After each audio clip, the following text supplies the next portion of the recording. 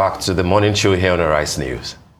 After a 2-week period of being thrashed around by the United States dollar, Nigeria's currency, the Naira, made some gains following a bit of interdiction by the Economic and Financial Crimes Commission against parallel market operators in Abuja and environs. The Ease of Doing Business program of the Buhari administration is up for discussion this morning, and joining us now to have that discussion is Dr. Dahiru, Chairman of the Presidential Committee on Technology Transfer. Good morning, Dr. Dahiru. Good morning. Good morning. Good morning. Good to have you join us. Well, let's start with Let's start with the Delta 2 program and your involvement with the technology transfer program with Czech Republic. I know that on May 18th, there was a call for submissions, and I understand that about 200 Nigerian companies and people from the academia have responded. Can you take us through what this program is about and what Nigeria stands to benefit from the Delta 2 program? The Delta 2 program was a program initiated by the Czech Republic in the year 2014, in which they bring in fellow developed countries to exchange technology and know-how and get themselves involved in scientific research and development activities that will lead to the production of goods and services that their countries need. When I was appointed the chairman of Nigerian Czech Trade and Investment Council in 2013, I had the privilege of meeting with the Czech government to ask them what we need as a country. And what came out clearly is that what we need from them is investment rather than aid. And on that ground, we lobbied to be involved into the program because it is normally a program between developed countries. But after a lot of lobbying and pressure from our side, we were admitted as the only African country in the program. And by 2014, we signed the agreement between the Technology Agency of the Czech Republic and the National Agency for Science and Engineering Infrastructure in Nigeria, which, as at that time, I deemed it was fit to fit the purpose to which that program is all about. So after signing the program, there was election period, and the election came, a new government came into power. Before they could understand the process and what we have done with the Jonathan administration on that regard, it took a while. But at the end of the day, the president gave the approval for the program to take off by providing the necessary funding and providing Naseni with its statutory position and getting the statutory funding that it needs for it to participate in the program. So as at last year, everything was in place, and we got started. And for this year, the program, we intend to invest about $10 million on our part in Nigeria, and the Czech government are investing about $17.5 million to help entrepreneurs, research institutions, and academia to get involved in research and development activities that will bring out products and services that we need as a country for us to develop. Because, as you know, we are an importing nation. We import almost everything we consume. And that is why you see that our economy is not what it's supposed to be, even though we have great potentials. So the essence of the Delta 2 program is to see how we can develop local capacity in order to develop, produce goods and services that otherwise we import as a country. Well, it's good that you touched on the fact that we import almost everything here in Nigeria. Now, as the chairman of Nigeria Czech Republic Trade and Investment Council, how much trade do we really do? How much trade really goes on between these two countries? What do we buy and sell? And where are the opportunities for growth in this trade relationship? Our relationship with the Czech Republic is very long, and most people don't know that there are so many things that we even use at home that are from the Czech Republic. As, for example, the tiger razor blade you use is made in Czech Republic. And it will interest you to know that Nigeria is their biggest market in the world. I met with the MD of that company, and he was telling me that without Nigeria, the company will not be what it is. So because of our population and our market size. So there are so many products that are coming from the Czech Republic, but unfortunately, we have little that we give to them in that regard. So that is why we are focusing on seeing how this Delta 2 program will bring the two countries together for us also to start producing things that we will not only consume as a country, but they also need as a country for us to export.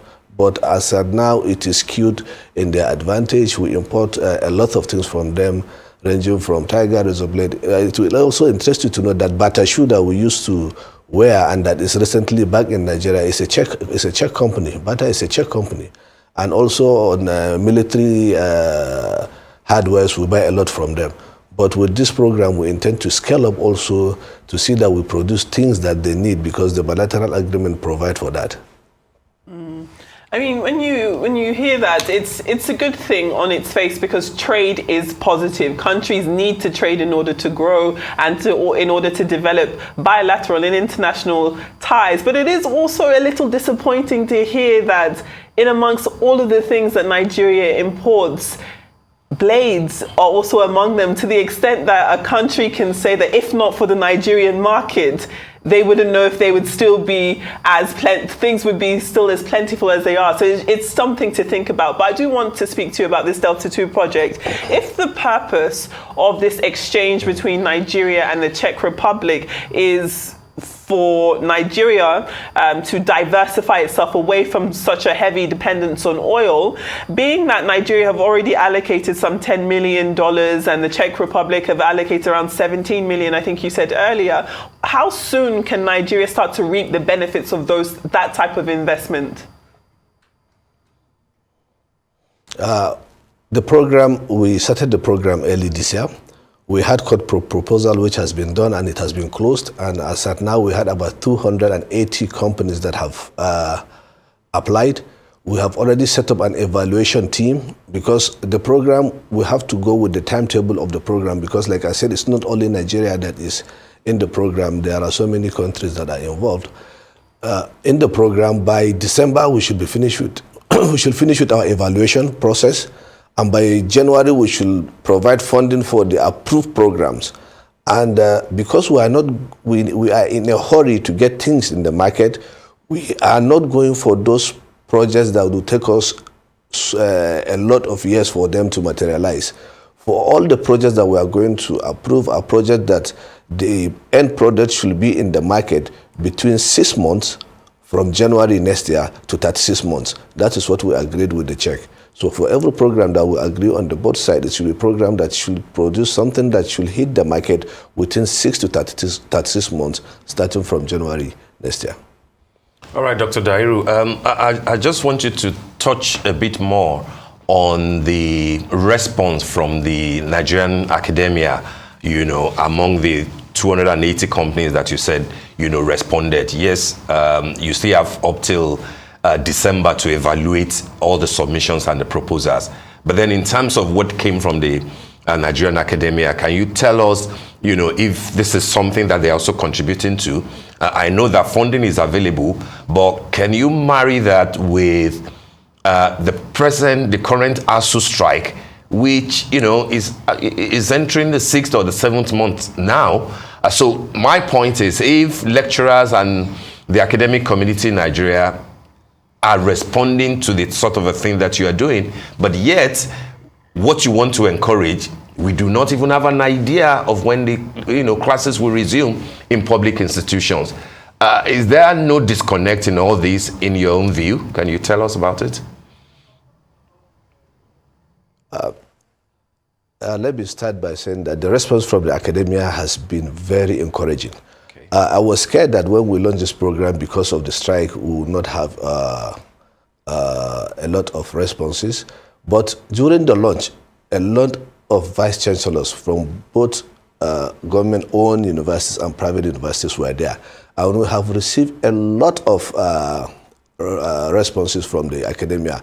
It will interest you to know for every project we are doing, we have to form a consortium. The consortium comprises of the the enterprises in Nigeria, the entrepreneurs from the Czech Republic, and also the research institutions from Nigeria, which mostly what we have seen now are the universities, because we just don't want to bring the technology and give the companies to produce these goods and services that we need, but we also want to use it, we also want to domesticate the technology in our universities and our research institutions. So we have received a lot of responses from the universities, both government-owned universities and private universities across the country. And on the issue of disconnect, the issue of this ASU strike is something that I believe should be resolved immediately, because as a country, human resource development should be the strategic base for our national development. And with our universities on strike, is something that is a huge problem that we have to address once and for all, because it has been consistent over 10 to 20, 30 years. Universities going on strike, not just Buhari administration, but almost every administration. So I think it's something that the stakeholders have to sit down and address it once and for all. This cosmetic arrangement that we normally have, that will all bring the lecturers back for some months or some years, and then they'll still go back on strike, will not all go well for us. And the international community is looking at us. So it's something that I believe the stakeholders should put the interests of the nation first and make concession where there is need, and then also address the grievances of all parties to see that we have our students back, because we need them in order to domesticate this technology and to pass the knowledge to them. Well, I wanted to touch on technology as well, because you know you are the chairman, Presidential Committee on Transfer of Technology. Can you tell us the major technological strides President Buhari's government has made since 2015? Well, as you know, insecurity is a major problem in Nigeria right now. And in what practical ways can technology be used to combat this menace? You see, the issue of technology is we, as a country, have to get it right. Because if you are talking about technology, it should be something that should be driven by the private sector and supported by the government, while the research institutions play a key role. But what we have seen over the years is that there is a huge disconnect between our research institutes and our businesses. So you see that even on what we see these research institutes are doing, both government-owned research institutes and the universities, you see that they do research that are not market-driven. That is where we are here as a country today. All our research should be market-driven, and for them to be market-driven, there has to be that connect between the research institutes and our universities and the business community. And that is one area that I am championing to see that we bring these parties together so that we can do research and bring technology that the market needs so that we can improve our economy. Because there are so many research products that we have seen in these research institutions that are just lying there in the shelf, or that they are just, people do it for them to get their doctorate or to get their professor or whatever, this thing for their own personal achievement, rather than creating the technology needed for us to grow our economy and diversify it. Alrighty, I do want to talk about ease of doing business across this current administration. If we look at the World Bank, for example, just looking for an international seemingly independent voice, the earliest figures that they have are around 2019, and from that point, it looks as though Nigeria ranked around 131 out of a group of some 190 countries in terms of ease of doing business globally.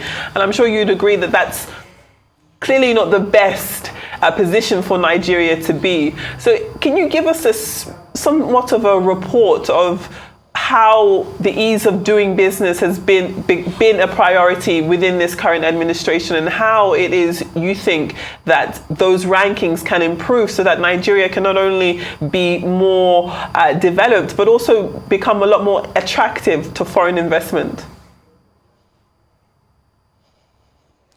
Okay, you see, when you are talking about ease of doing business, it encompasses a lot of things.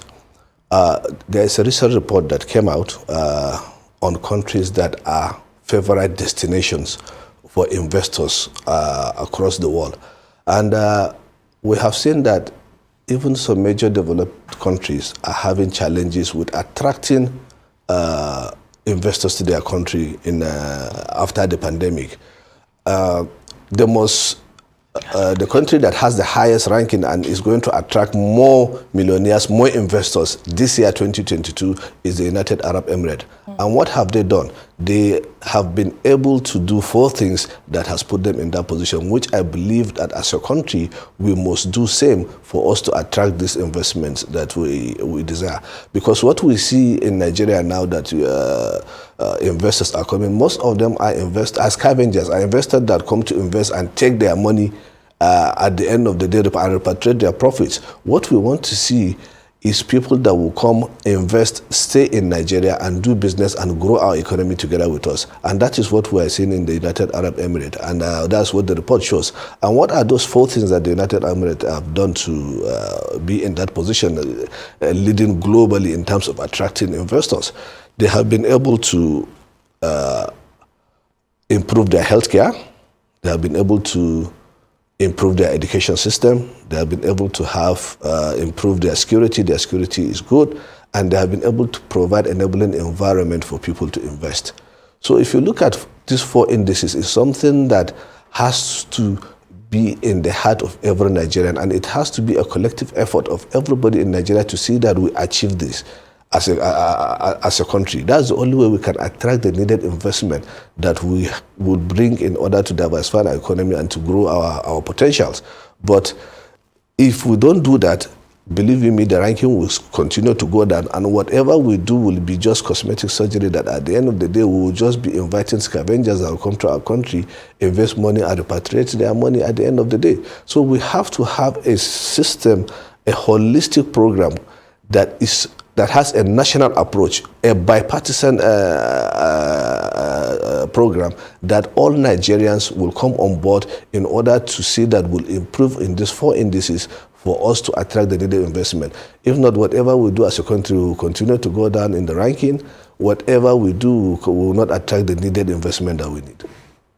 All right, Dr. Dahiru, what specific lessons, particularly in the area of technology transfer, do you think that Nigeria can, or is Nigeria, taken away from this relationship with the Czech Republic? I think there was a 2020 report by IMF, saying that the Czech Republic's economy, the Czech Republic generally was richer than Italy and Spain in terms of GDP per capita. That is huge. So I'm asking, what can Nigeria learn, and what is Nigeria learning through the role that you are playing in what the transformation that is happening in the Czech Republic, especially in the area of technology transfer? You mentioned Tiger Blades, for example. For how long are we going to continue to be their number 1, buyer? Can't we transfer the technology and start our own thing in Nigeria, for example? Is that part of what you are thinking of? Yeah, in the agreement we signed with the Czech Republic, they have agreed to transfer technology to us in about 11 thematic areas. So now the ball is in our court for us to look at the priority ones that we need. And the ones we are focusing now on is, it has to do with agriculture and food processing, then manufacturing for SMEs to see how we can help our SMEs attract the needed technology for them to grow their capacity and potentials, and also to see how we can drive the technology to drive our mining industry.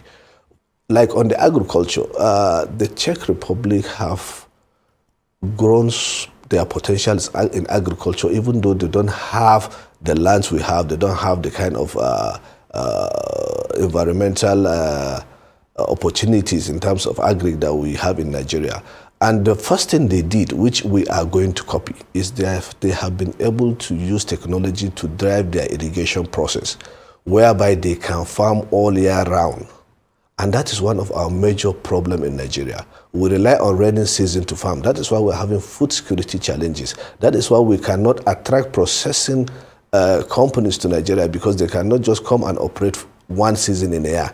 And that is why the whole value chain of agriculture, despite the huge amount that government spend, has not been able to make us as a country reach that threshold of food security. So what we have done, what we have agreed with the Czech in this first phase is that how can you transfer to us your know-how on technology on irrigation so that we can also deploy that in our farmlands to see that our farmers are able to farm all year round so that we can not only produce the things we need in Nigeria, we can also export and feed other countries and earn foreign exchange.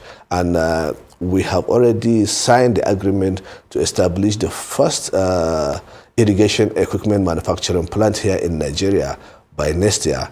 And we have also signed an agreement to deploy a pilot scheme for irrigation system here in Nigeria in about 4 states that we have identified to do the pilot, after which we can scale up across the country. It might interest you to know that as a country, we have 3.4 million hectares of land that can be irrigated. But after rainy season, as a country, we can only irrigate less than 100,000. That is why we're having the food security challenges we're having. That is why we're having the cost of food skyrocketing almost on daily basis. So unless we tackle the issue of irrigation with modern technology for our farmers to be able to farm all year round, we cannot be able to even feed ourselves. So that is one of the areas that we are focusing. If you look at what Nigeria has spent in importing wheat, I think last year, we used about $2.6 billion to import wheat as a country when we have the land to produce in our country. But because we don't have the irrigation technology to do that, we have to use about $2.6 billion to import wheat. Imagine what pressure that puts on the Naira. So we have to, as a country, come back and look at ourselves and look at those things that we can do to move this country forward. Unless we do that, we'll continue to just work without seeing any benefit. All right. You've talked about the 3 priority areas that the Technology Committee is focusing on: agriculture, SMEs, and mining. But as you know, Nigeria is focusing on who our next leader would be. Now, how much impact will technology have in the conduct of the forthcoming general election? I'm not sure if you guys have any focus on that area at this point. We are not focusing on election because we are mostly private sector driven, and we focus on how we can grow our economy through the private sector angle. But in terms of election, technology will play a very, very important role in our election. As you can see what happened in Osun and other elections that the INEC are deploying technology to deliver. And we believe that we will have a more credible and more acceptable election come 2023, because we from the business community and people that are driving investors into Nigeria, that is what we need. We need a country that is stable. We need a policy, a government that is all-encompassing for us to be able to drive in these investors. There are a lot of people that are watching and seeing how we are conducting ourselves between now and 2023, and that will play a huge role in whether they bring investment to Nigeria or not. It may interest you to know that just last week, we had a company and the American government coming into Nigeria for the first time, bringing in resources to invest in our power sector. South Africa, we had a meeting with the president last week with them, where they are bringing in about $1.8 billion funding from U.S. Exim Bank for them to build solar grids all across the country that will provide us with about 1,000 megawatts of power that we can use to improve our power sector. So we are seeing people willing to come to Nigeria. If the U.S. government can bring such kind of funding for us to use U.S. Exim Bank without even asking us for sovereign guarantee and all the other things that other countries ask, you can see that Nigeria has great potentials. But we must conduct ourselves in such a way that the international community will feel that we are ready for business. And it has to start with a peaceful conduct of election and peaceful transfer of power come 2023. And we have to have a government that is all-encompassing. Because what we have as a country that is really affecting us is that our politicians don't have that norm that other politicians have across the world in developed countries that keep their country together. They don't see themselves as legitimate competitors. They see themselves as rivals. So whosoever wins election, the other party wants to bring that government down, and in the process bringing down the country altogether, and it affects everybody. So we have to have a situation whereby our politicians will see themselves as legitimate rivals, so that after election we'll put politics aside, put governance, and see that we deliver for every Nigerian, irrespective of religion, irrespective of tribe, irrespective of where you come from. All right, Dr. Dahiru, we want to thank you very much for joining us this morning. It's been very enlightening. And we wish you the very best in the Delta 2 project and your relationship with the Czech Republic. Thank you so much. Thank you very much indeed. Well, it's time now for another short break. When we come back, we shall be joined here by Muyiwa Kayode, brand consultant, author, and animation series producer, for a discussion on the need to embark on rebranding Nigeria at this time. Stay with us.